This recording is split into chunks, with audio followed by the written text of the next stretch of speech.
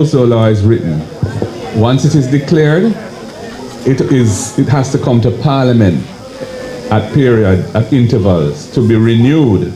And they used to come very frequently, and they extended the period now to, I think, 6 monthly intervals.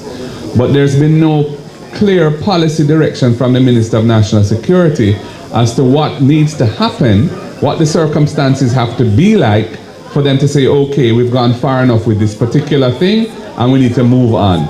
So we don't really know what it is that what the criteria are, that would say, oh yes, all right, it's time to move on from ZOSO. And I think that discussion needs to be had, because some of the communities have been there. I mean, for example, Mount Salem, where this youth come from, yeah, that has been under ZOSO from 2017.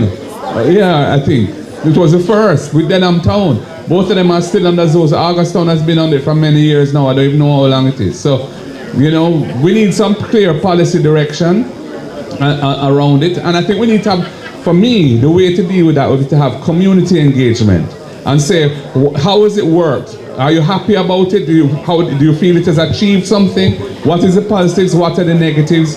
And how do we move forward? Because at the end of the day, the law must be for the people's benefit. The law was made because we thought, well, us, but the government was trying to deal with that situation. We put our thoughts into it because there were certain things in there at the time that would have made it very oppressive, and we argued against those things and got some things changed.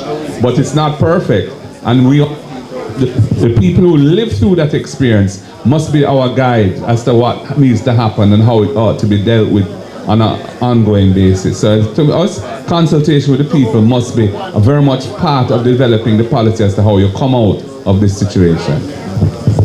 Thank